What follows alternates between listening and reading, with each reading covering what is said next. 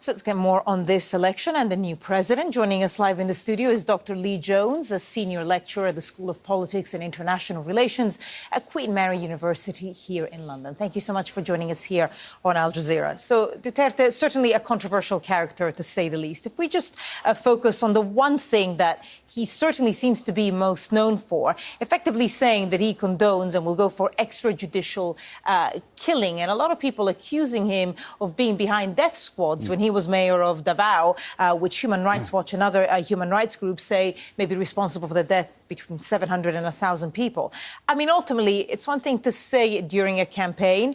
Can he actually go through with it? What checks and balances are there in the Philippines to stop him from doing this? The Philippine political system is modelled on that of the United States. So there is a separation of powers between the presidency, the legislature and the judiciary. And the Supreme Court, at times, has stood up to presidential wrongdoing.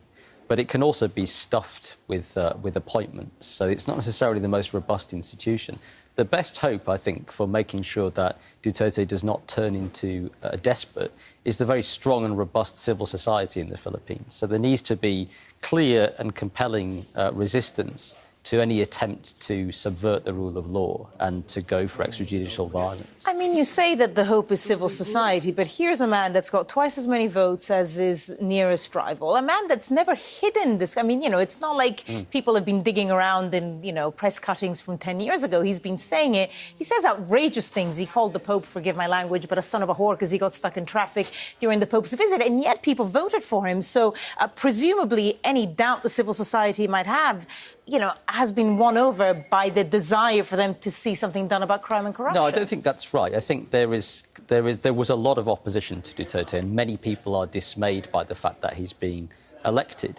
But fundamentally, his election speaks to a deep malaise in the Philippine political system. It results from the fact that the system has been captured by a few dozen political families who also run most of the economy. And the system simply doesn't work for the vast majority of Filipinos there, who are mostly poor. And so they look to someone from outside the system, a non-elite like Duterte, who's plain-speaking, thuggish, promises to shake up the system and take power away from the elites and crush the corrupt individuals. So that's appealing to a lot of people, rather than the kind of appeals for good governance that maybe come from middle-class NGOs. Well, speaking of, you know, NGOs, I mean, many of them have already, you know, been very vocal about their dismay. Other countries have said, though, you know, he is the elected president and we will do business with him. What do you think is the biggest danger with him at the helm now?